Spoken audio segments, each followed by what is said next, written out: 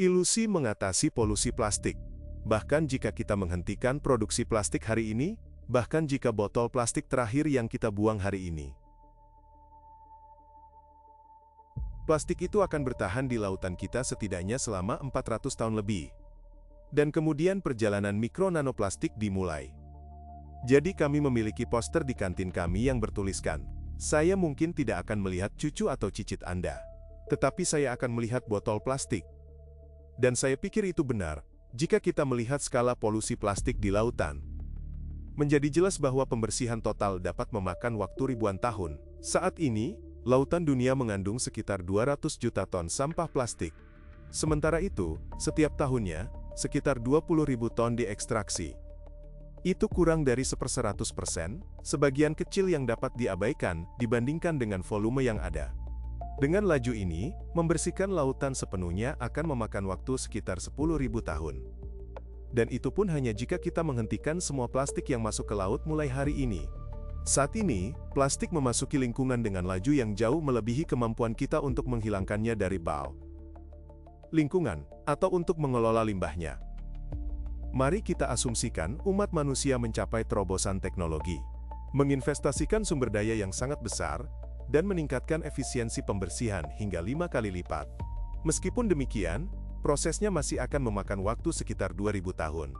Pada kenyataannya, kita bahkan tidak mampu mengatasi masuknya polusi tahunan saat ini. Apalagi menghilangkan konsekuensi dari apa yang telah menumpuk selama beberapa dekade. Kita tidak hanya tidak mampu menghilangkan semua plastik yang telah menumpuk di biosfer, tetapi upaya untuk melakukannya juga dapat membahayakan organisme hidup. Ada beberapa inisiatif organisasi, mereka mencoba mengumpulkan sampah, mengumpulkan tumpukan sampah mati, lokasi mati. Mereka juga mengumpulkan batuan kapur. Anda tahu, organisme hanya menyisakan lapisan pertama lautan setebal 15 cm. Jadi organisme Swatakaterisamu payakuya, organisme tersebut menggunakan material buatan itu sebagai tempat berburu, tempat bersarang, fuita, tempat mencari makan, atau mereka bertelur di atas plastik tersebut. Jadi, ketika Anda menghilangkan semua plastik ini, Anda juga menghilangkan semua organisme tersebut. Karena penghapusan itu sendiri juga merupakan masalah lain.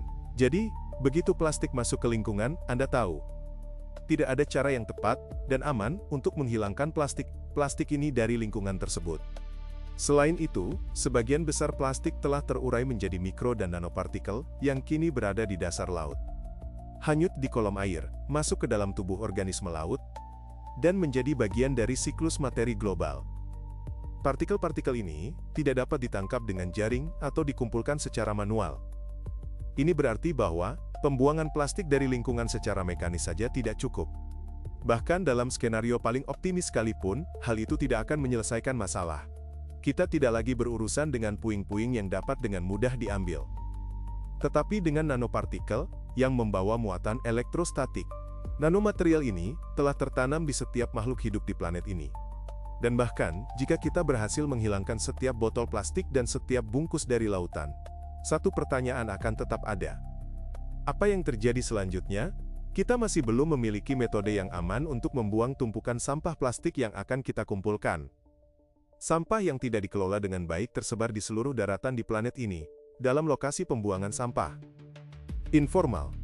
Sebagian sampah telah dibakar, sebagian lagi secara komersial di insinerator yang mungkin memiliki atau tidak memiliki saringan dan filter yang sesuai untuk mengumpulkan bahan kimia terkait yang mungkin dilepaskan. Sampah plastik dibakar di lahan terbuka di negara-negara yang tidak cukup kaya untuk memiliki fasilitas pengelolaan limbah yang memadai untuk menangani sampah plastik yang diekspor ke mereka oleh negara lain. Sebagian dari sampah tersebut tentu saja akan masuk ke dalam sistem pengelolaan limbah yang diakui, yang mungkin termasuk menguburnya di bawah tanah di tempat pembuangan sampah, di mana tentu saja dapat kembali menimbulkan masalah di masa depan, atau bahkan membakarnya di insinerator komersial. Namun, tergantung pada kualitas penanganannya, tentu saja ada kekhawatiran tentang emisi dari insinerator tersebut. Membakar plastik, baik dalam api unggun di halaman belakang rumah, maupun insinerator industri, tidak menyelesaikan masalah. Itu hanya mengubahnya menjadi bentuk yang lebih berbahaya ketika dipanaskan atau dibakar. Lemok pimupatum batsot, Benda-benda plastik berukuran besar akan terurai menjadi mikro dan nanoplastik yang tersebar ke udara. Menempel pada permukaan, lusibit panduran, lusibit patombatsot bitainan, bundo patombatsot bitainan, lusibit tainan masuk ke air dan tanah bersama curah hujan. Hilangnya plastik dalam api hanyalah ilusi. Pembakaran hanya mempercepat fragmentasi plastik menjadi partikel-partikel terkecil berkali-kali lipat, menjadi mikro dan nanoplastik yang menimbulkan bahaya terbesar bagi kesehatan manusia. Dan justru partikel-partikel bermuatan elektrostatis inilah yang dapat menembus jauh ke dalam tubuh, termasuk otak dan sel-sel lainnya, di mana mereka memicu berbagai macam penyakit. Ketika Anda memasukkan plastik ke fasilitas daur ulang, pertama-tama mereka akan menghancurkan plastik besar untuk menghasilkan serpihan dan potongan plastik kecil, dan kemudian selama penghancuran itu mereka juga mencucinya untuk menghilangkan beberapa material yang tidak diinginkan pada plastik selama proses pencucian. Banyak sekali material yang hilang, maksud saya, persentase yang sangat besar dari total masanya. Jadi material yang hilang itu akan masuk ke aliran air limbah, aktivitas daur ulang, dan praktek-praktek yang menyebabkan polusi mikroplastik di perairan. Fasilitas daur ulang sederhana dan biasa saja dapat menghasilkan miliaran mikroplastik dan kemudian melepaskannya ke habitat lingkungan, baik aliran air limbah maupun saluran air. Dan sayangnya, yang saya lihat dari beberapa hal yang diklaim sebagai solusi, adalah bahwa hal-hal tersebut belum tentu dicoba atau diuji dengan benar sebelum dipasarkan, dan mungkin ada potensi konsekuensi yang tidak diinginkan. Pirolisis. Sekilas, ini tampak seperti keajaiban teknologi. Kita mengambil limbah plastik, memanaskannya hingga 800 derajat Celcius tanpa oksigen, dan mendapatkan bahan bakar. Alih-alih tumpukan sampah, kita mendapatkan gas, cairan, dan sedikit residu karbon.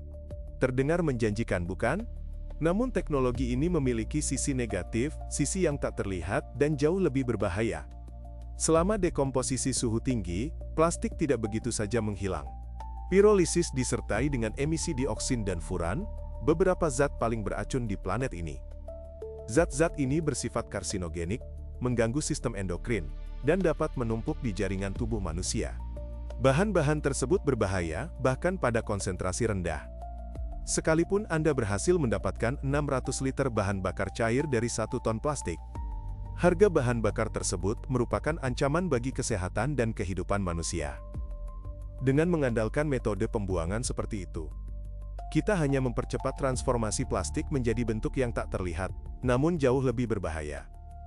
Perlu saya ingatkan bahwa jumlah mikro dan nanoplastik yang ada di lautan saja sudah lebih dari cukup untuk menghancurkan seluruh biosfer kita, termasuk umat manusia 3 kali lipat. Sementara itu, mikroplastik terus hancur, menghasilkan sejumlah besar nanoplastik. Ingat contoh Dr. Kenner. Satu partikel mikroplastik dapat terfragmentasi menjadi miliaran nanopartikel. Dan dengan banyaknya mikroplastik yang sudah ada di mana-mana, yang terus-menerus terurai menjadi fragmen yang lebih kecil. Proses ini mendorong kehancuran umat manusia, dan segala sesuatu di sekitar kita.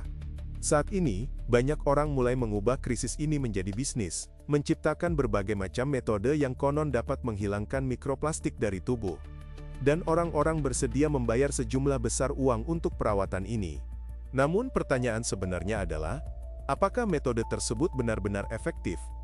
Saat ini, dalam bidang perawatan kesehatan, dan bahkan di beberapa kalangan ilmiah, terdapat diskusi yang berkembang tentang metode yang diduga dapat membersihkan tubuh manusia dari mikroplastik. Berbagai pendekatan dipromosikan, termasuk plasmaferesis, hemosorpsi, alat filtrasi mekanis, adsorben makanan, dan suplemen alami yang diklaim dapat mendetoksifikasi tubuh. Sekilas, semuanya terdengar masuk akal. Jika ada sesuatu yang beracun di dalam tubuh, seharusnya itu dihilangkan. Tetapi kenyataannya, metode-metode ini sebenarnya tidak menyelesaikan masalah. Saya rasa tidak ada teknik yang terbukti secara ilmiah untuk menyaring mikro-nanoplastik dari darah. Nanoplastik tersebut mengendap di organ-organ itu sendiri, yang sebenarnya bukan sesuatu yang dapat disaring dengan mengirimkan darah ke mesin penyaringan. Nanoplastik telah menembus ke dalam sel manusia. Mereka tidak hanya beredar di aliran darah seperti tamu tak diundang yang bisa dengan mudah diusir. Mereka telah menjadi bagian dari lingkungan internal tubuh. Ya, kita bisa membersihkan darah dengan adsorben atau menyaring plasma. Tetapi seberapa efektifkah prosedur tersebut sebenarnya? Kami memulai produksi plastik ini dan penggunaan bahan-bahan ini yang memiliki banyak efek positif. Di rumah sakit, ketika saya melihat sekeliling lingkungan kerja saya sehari-hari, saya kira 80% dari semua yang saya sentuh di rumah sakit terbuat dari plastik, dimulai dari sarung tangan saya.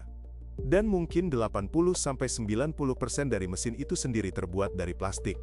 Dan itu adalah poin yang sangat penting untuk perawatan kesehatan. Terlebih lagi, larutan yang digunakan untuk prosedur pemurnian darah juga mengandung plastik.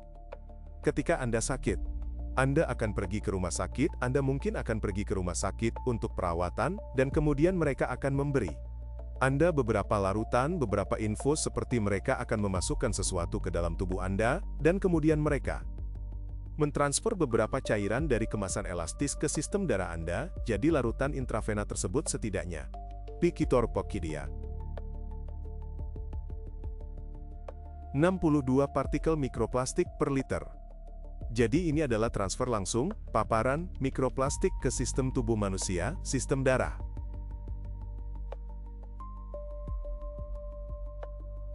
Jadi kita sampai pada sebuah paradoks, kita menggunakan plastik untuk mencoba menghilangkan konsekuensi dari plastik. Prosedur seperti itu memang dapat mengurangi beban racun secara keseluruhan, tetapi tidak mengatasi masalah inti. Prosedur tersebut tidak mengekstrak plastik dari sel, tidak menetralkan muatan elektrostatiknya. Prosedur tersebut tidak memulihkan jalur sinyal yang terganggu, dan tidak melindungi otak, sistem kekebalan tubuh, atau mitokondria. Setiap individu berhak untuk mencoba metode tersebut. Itu adalah pilihan pribadi mereka, tetapi penting untuk tidak menyimpan ilusi. Prosedur tersebut tidak akan mengembalikan kesehatan yang hilang. Selain itu, plastik bukan hanya material yang digunakan untuk kemasan dan barang-barang rumah tangga. Ini adalah tulang punggung industri modern, perawatan kesehatan, transportasi, elektronik, konstruksi, dan bahkan teknologi luar angkasa. Ini adalah material paling umum kedua di bumi setelah beton, sehingga sangat tersebar luas. Saya pikir ke depannya, akan sangat penting bagi kita untuk mempertahankan kegunaan penting plastik karena plastik bukanlah musuh di sini. Ini bukan perjanjian tentang tidak memproduksi plastik. Ini adalah perjanjian tentang mengakhiri polusi plastik, bukan mengakhiri produksi plastik. Dan plastik memiliki potensi untuk membawa manfaat sosial yang jelas. Itulah mengapa tujuan utama saat ini bukanlah untuk menghentikan produksi plastik, tetapi untuk menemukan cara mengurangi dampak mikro dan nanoplastik terhadap kesehatan manusia dan lingkungan. Menciptakan harapan palsu sangat berbahaya. Hal itu muncul dari kesalahpahaman tentang realitas dan dari ketidaktahuan mendasar. Kita harus ingat bahwa partikel plastik yang paling berbahaya adalah partikel yang cukup kecil untuk menembus sel-sel kita. Dan begitu mikro dan nanoplastik masuk ke dalam sel kita, mereka tidak dapat disaring atau dihilangkan. Mereka menjadi bagian dari tubuh, dan perlahan-lahan menghancurkan kita dari dalam. Masalah yang paling serius adalah, kita tidak memiliki kendali atas seberapa banyak material ini masuk ke dalam tubuh. Patsu kita, nanoplastik bahkan dapat menembus kulit. Misalnya, ketika kita berenang di laut atau berjemur di bawah sinar matahari. Lalu apa yang bisa kita lakukan terhadap nanoplastik yang begitu terhirup, langsung menuju otak dan mulai menghancurkan neuron? Nanoplastik termasuk zat paling berbahaya bagi biosfer dan semua kehidupan, termasuk umat manusia.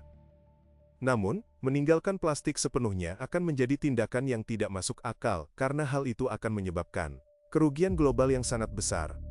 Polimer sintetis, termasuk plastik, merupakan tulang punggung dari berbagai industri modern. Mulai dari kedokteran dan nanoteknologi hingga elektronik fleksibel, perangkat keras neuromorfik untuk AI.